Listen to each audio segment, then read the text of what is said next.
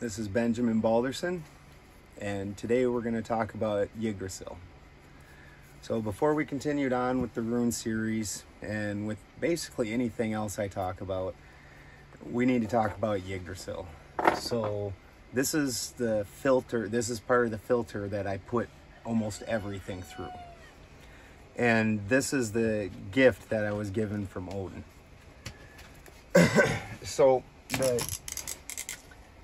this right here is your typical tree of life as people see it, represented as Yggdrasil. And here you've got your 9 worlds, and this is one tree. And the thing that and this is a correct tree, but the thing that Odin reminded me and showed me is that he's 3 minds, that he's 3 trees. So, and this is where we're talking about threefold gods. This is going to apply to any threefold being, and we'll explain how that more of that works later. So the way that works then is you have a vili tree, and your vili tree is going to be your salt tree, or the masculine side of things. It's going to be your order, your dense mind. It's going to be the ice side, where your emotions, your past. This is going to be your amperage, the push of things. This is your crystal mind. Then you have your Odin mind, which is going to be your etheric mind. This is going to be oil, chaos, feminine. It's going to be the fire side. This is going to be the engineer, where your thoughts come from, where the future sits. This is going to be the voltage. Now, these two are polar opposite things. This is your high masculine, and this is your high masculine, and this is your high feminine. These two are polar opposites. So what we got going on here is they meet.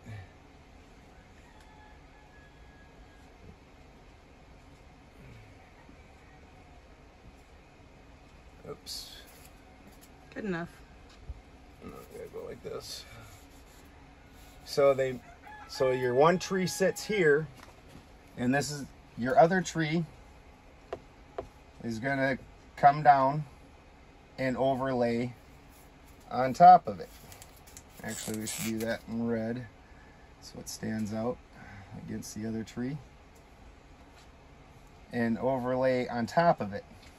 Now these two are opposing forces, and this is part of why whenever you see like representations of you, like all the old school things where they had a devil on one side and an angel on the other, throughout history, this side has pretty much been vilified. We can see Vili. This side has been vilified, and they consider this side demonic a lot of times, or evil, or dark. And part of the great work is understanding that these two go together. They're the same thing, and having an understanding of that. And those are things we'll move on to again later. So these two are actually pushing at each other while they're interlocking right here. So they're trying to push apart. The salt is trying to descend. That's your crystal mind, your hard mind. That's going to try and descend. Your oil is going to try and ascend. Just like when a plant or a person dies, if a plant dies out in the field, the first thing that's going to happen is the water and the oil are going to evaporate up out of the plant and ascend, and then the carbon in the cellular material is going to rot away, and then that will release out the salts, and the salts will descend. Okay, so these two are opposing and pushing at each other. So this is where the ego comes into play. This is where the ego comes into play, and why we need this ego right now. Now the ego is going to come over, and it's going to go like this and fill in these lines, and lock this whole system together. So the ego is holding these two opposing forces together. So when we look at the ego then is going to be the earth plane. It's going to be a mix of chaos and order. This is your carbon, water, and cellular material. This is going to be a mix of masculine and feminine. It's going to be temperate. This is going to be the contractor. Now, the reason that that's called the contractor as compared to the parts house or the engineer, this is where your power comes from. Your parts, the actual density. Up here is where your thoughts come from. The etheric, the pull. So this is the tie that binds them together and creates the interplay between the two currently. That makes him the contractor, because a good idea doesn't do any good without the parts to build it. So this guy is the one that's putting it all together on this plane, the plane that we live on. So this is the ego, the body. This is the present moment, the 0 point, where the negative of the voltage has drawn out the power of the amperage, and it happens on this plane. So this is a representation just of your body. Now, if you look, your typical system is going to be 1, 2, 3, 4, 5, 6, 7 chakras. And that is actually correct. But this tree works for alchemy, because we have 3 minds as an alchemist. This mind is your salt mind. Your salt mind has 3 levels. 1, 2, 3. Your oil, and you have 12 cell salts. Each of these 3 levels has 1, 2, 3, 4, making 12. Now, your oil, same thing. You have 3 levels of oil, and each level breaks down into 4 more. Here's your carbon mind, tying them together. And so you're talking your water, carbon, and cellular material here. Cellular material is hard and never ever becomes liquid. When you put that to fire, that turns to gray ash. If we look at this 0 plane, everything below the 0 plane is crystal. Everything above the crystal plane, above the 0 plane is fluid.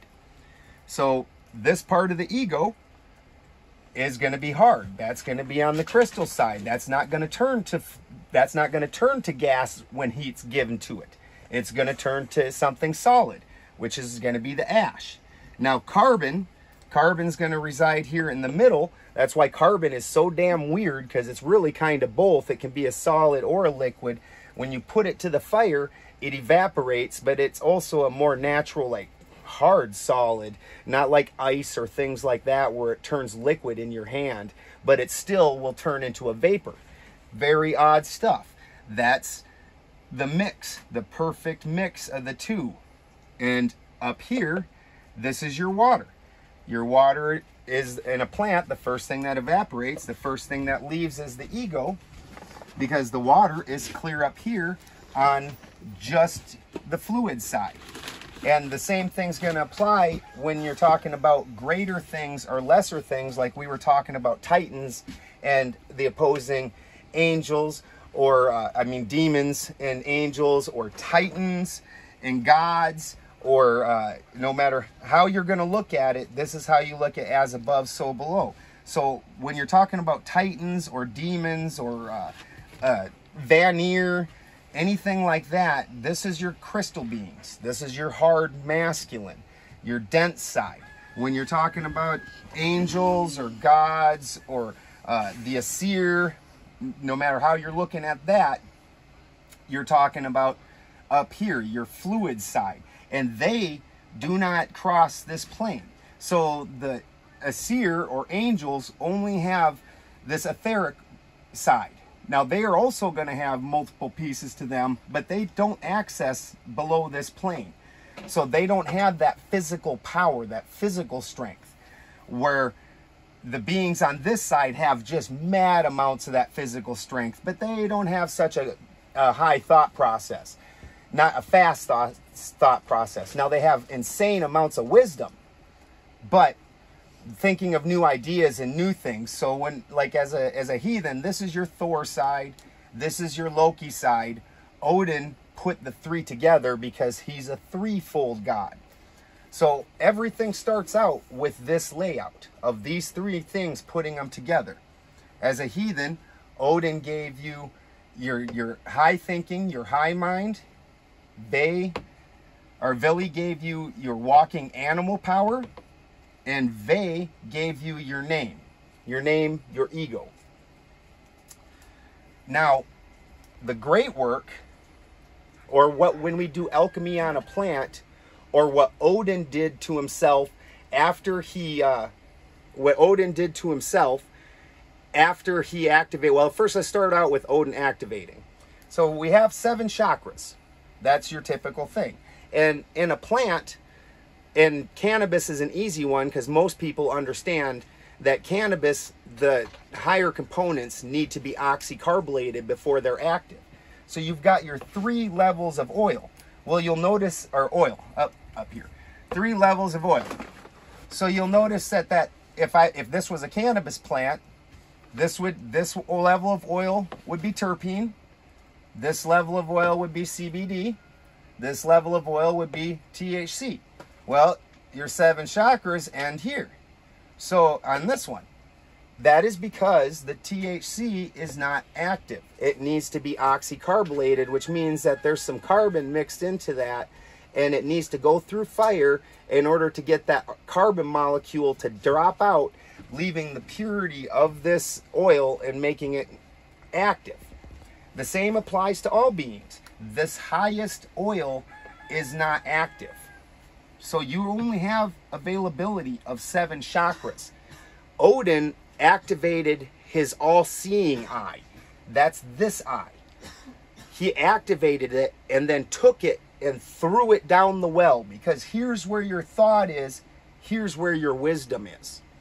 Thought is something that you want to see happen. I would like to build a house. I want it to be like this. I would like myself to be this person in the future.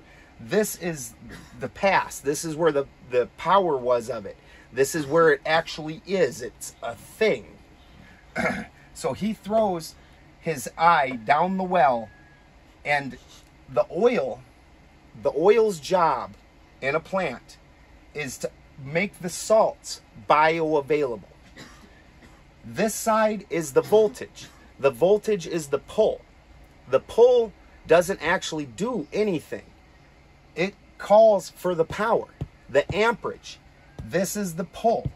This is the amperage. So this side opens up this side. When you're talking about a plant, these oils are going to make these salts bioavailable to you. So when you eat the salts actually can do something, and it's not a hard crystal that you can't process. So he threw his eye down the well.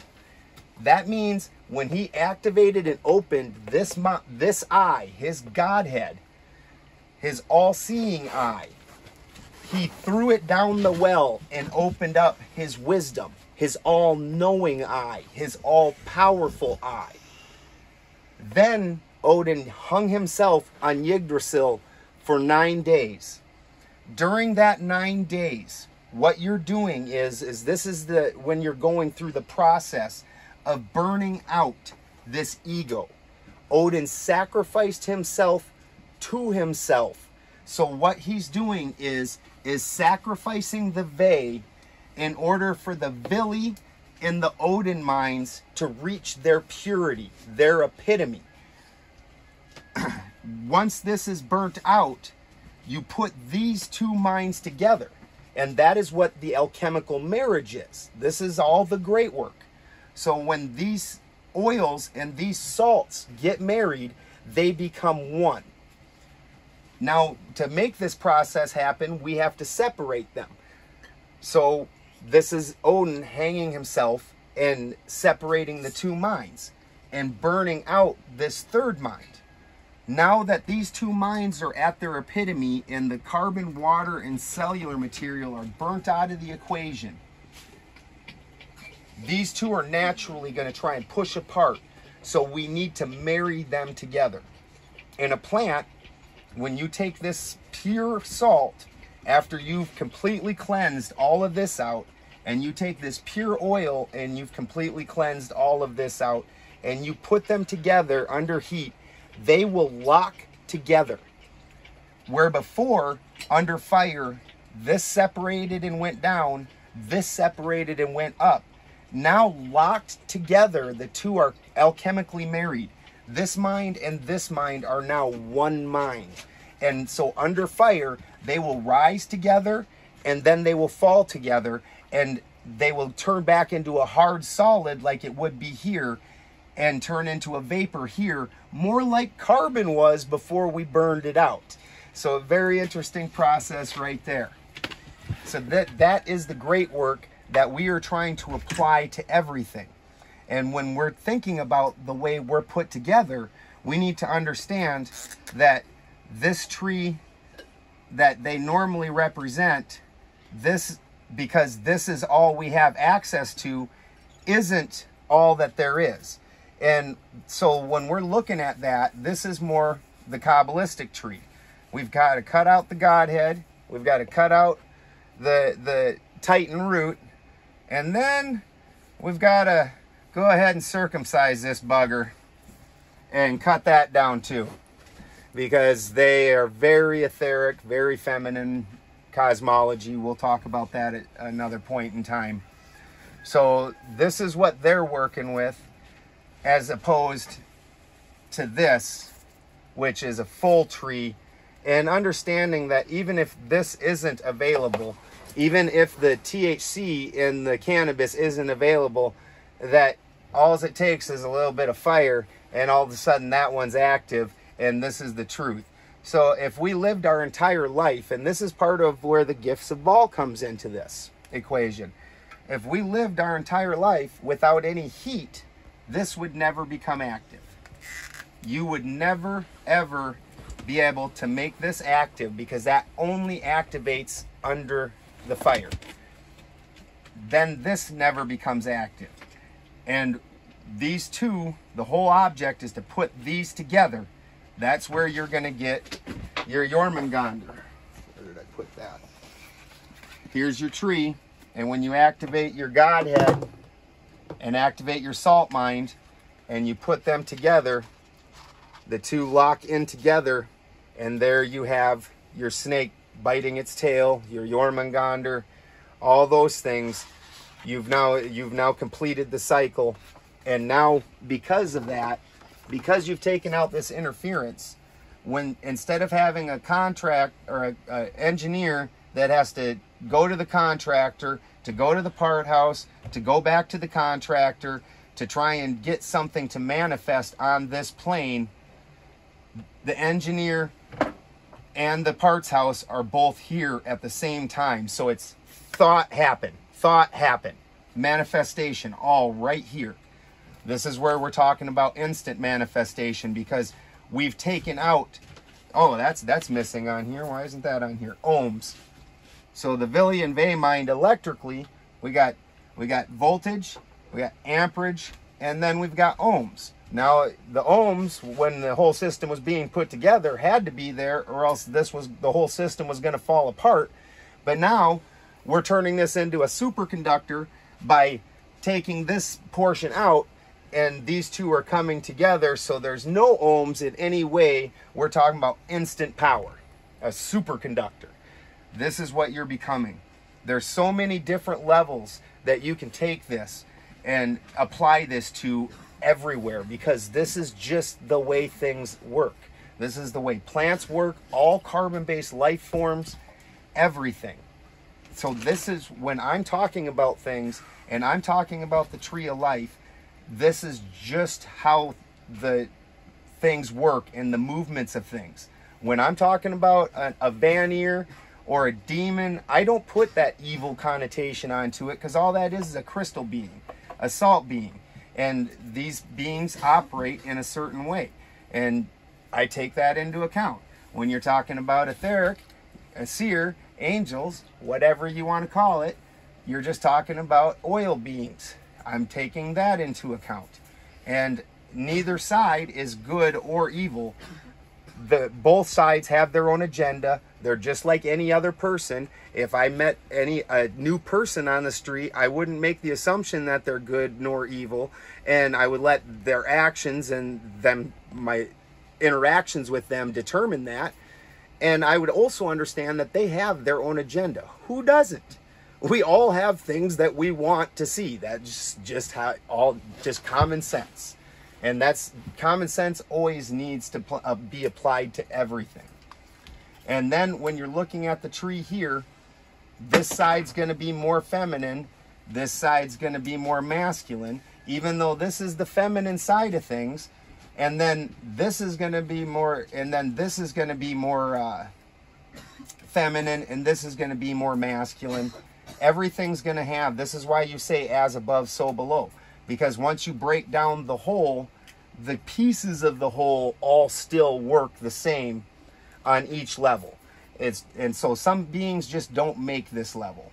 And there's a whole lot of other different occult meanings. Thank you, grandson. There's a whole lot of other occult meanings that we'll end up getting into later on. Like, this is the past, this is the future, and the future writes the past, and which brings it to manifestation in the present, all kinds of different things. But you've got to have a whole lot of understandings in between here and there. So I think that's about a good place to stop with here. And then also understanding that this is also the people that have hidden things or lost things, whichever you're going to want to believe, they understood this at one point in time. This is part of why all symbology fits in here. Well, masculine side, the masculine's angular, straight lines. Feminine is round and circular. So the way this actually would work as an entire thing is then the feminine tree of life or flower of life would overlay this, and this would overlay, and we'll go through that also later. But for the straight line symbology, you've got your positive pentagram. Oh, here's the evil one. Look at that. Isn't that amazing? You've got every single symbology.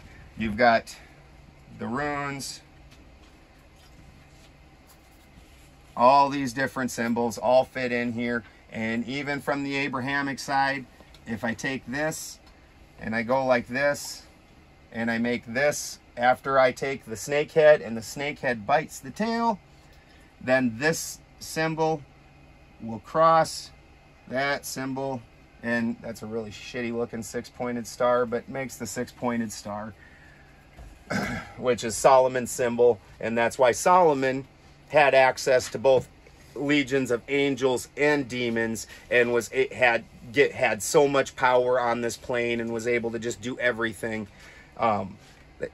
If in the story angels were all powerful and all knowing, and they were just the right hand of God and capable of everything, why was he given control of legions of demons? Just so they can hang out doing evil shit?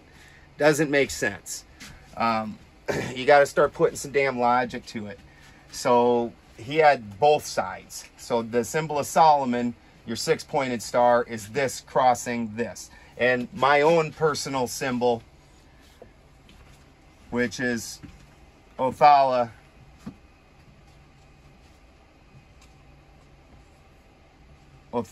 biting Fehu. So that's where the perfection of your etheric mind crosses the perfection of your dense mind, and you have perfect access to both. So,